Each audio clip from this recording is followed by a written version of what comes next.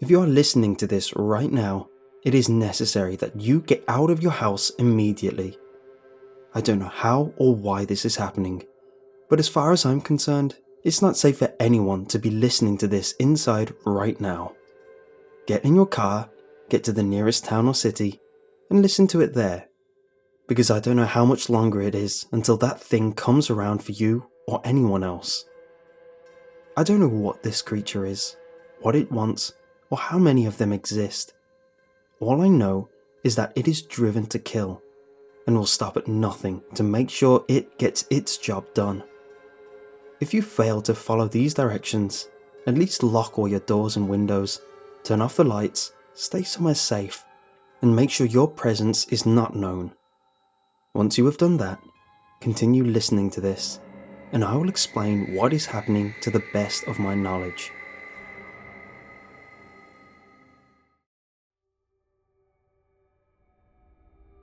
One night, I was sitting at home watching TV. It was a rough week, so I was glad that the weekend finally came. I could sit around doing nothing and not really care about anything. Everything seemed normal, or so I thought. But while I was watching TV, I noticed something odd. Coming out of the forest in my backyard was a man. Well, I'm not sure I could exactly call it that. He was about 5 feet tall, pale white, completely naked, and had very long arms. And I mean very long arms. They were dragging behind him like dead weight, and the way he walked almost made it seem like they were a burden to him. His hands were dragging a very large object behind him that I could not see at the time. As he took each step, I noticed that he walked with a very lumbering motion. Each step seemed to drain the very light out of him. I almost wanted to help it. That is, until I saw its face.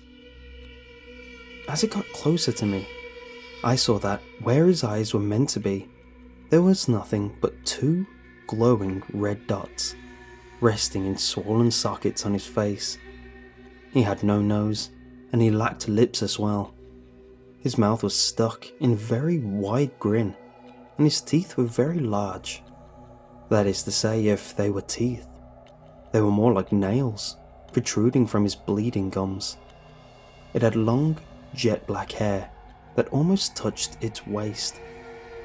The thing paid no attention to me, dragging whatever it was carrying behind it like it was his eternal duty.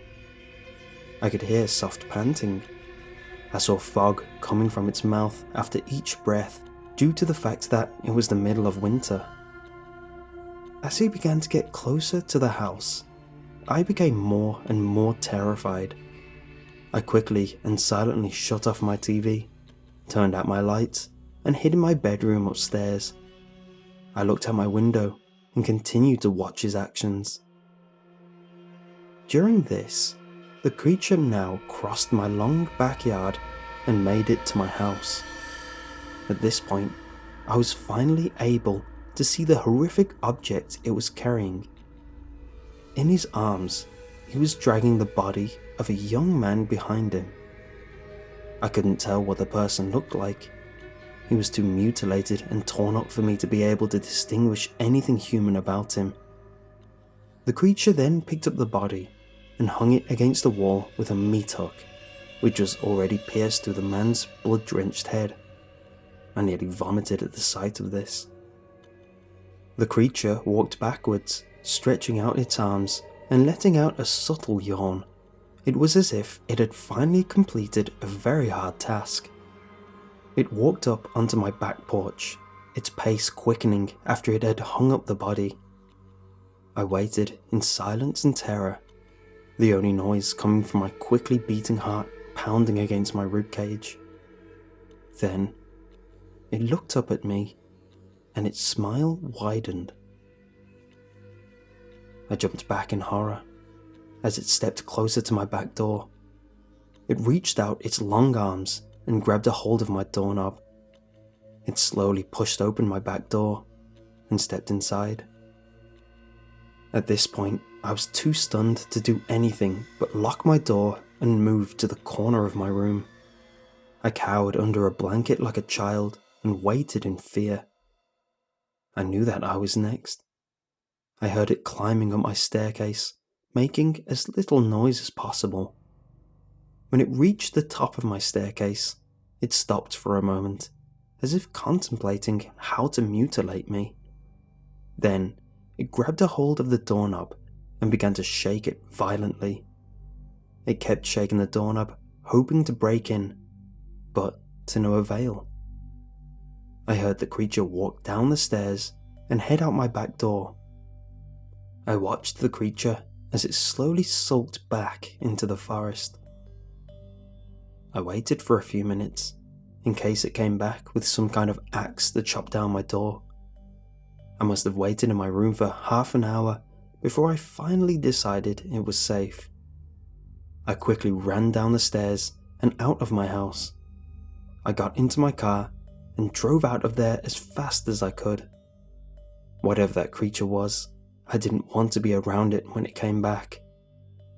I went to the nearest town and rented a hotel. I stayed there for the night, and I decided I would report the incident to the police in the morning. I wasn't sure they would believe me, but it was better than getting framed for a murder I didn't commit. The next day, I got up and drove to the police station to report the murders to the police. Right as I entered the station, however, I noticed everything seemed too calm. There were no missing person reports, no murder investigations taking place. It's as if the body I'd seen last night had never existed. It might as well have been my imagination too, because when I returned home, the body wasn't there. In fact, there was no trace that any of last night's events had happened. It was as if it was a dream. Yeah, that had to be it. It had to have been a dream. I probably just woke up frightened and ran out of my house in a panic. I kept telling myself these things, knowing in my heart they were not true. That night, I locked myself in my room and turned off my lights as soon as it got dark out. I wanted to make sure the thing had no idea of my presence. Though it was hard to go to sleep, I finally dozed off, only for a short time, as I was awoken at around 1 in the morning to the sound of scratching. I sat up in my bed and looked out my window, careful to stay hidden. To my horror, the creature was back, scratching against my wall. It was like it wanted to get my attention. When I looked at the wall where it had placed the bodies last night, I saw 12 more in their place. Each one was hanging in a different, gruesome way. 2 people hung upside down from barbed wire wrapped around their ankles. Others were nailed to the wall. One man was hanging from his intestines, which had been very precisely removed from his body. I looked away from this terrible sight, waiting for the creature to put me against the wall with the rest of those people.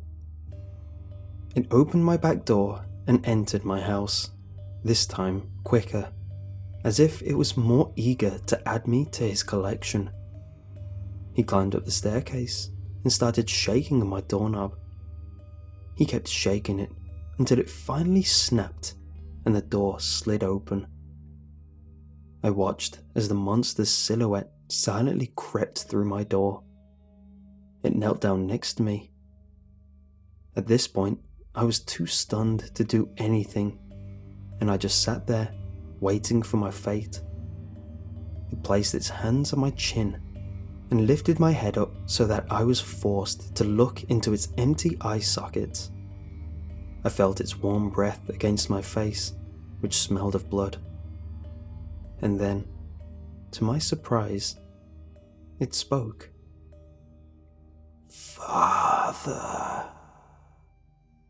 It spoke with a slow, raspy voice.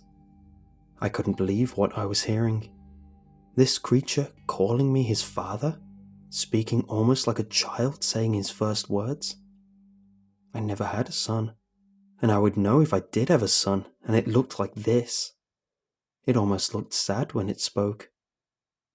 Father, are you scared, Father? Why are you scared, Father? I kept looking up at the creature in horror. What the heck was going on? Did this thing really think I was his father? I sat in awe and shock at this horrible thing. Father, look outside. It took long breaths between each word, as if talking was a struggle. I made a gift for you. Do you like it? I forced myself to look out the window at the horrific artwork the beast laid out for me to see. The thing really looked at me for a moment as I contemplated an answer. In a shaky voice, I said, Yes, I really love your gift. Its smile grew with excitement. It put my head down, and I watched it slowly leave the room. I sighed with relief and moved away from the doorway. Just as I did, however, the creature turned around and looked at me and said something that still, to this moment, causes me to fear for my life and everyone else's life. Its final words to me are the reason I'm getting this message out to everyone. As he crept out of my door for the last time, he said, I am not done, Father. Stay here. I am going to get more people. He hasn't returned yet.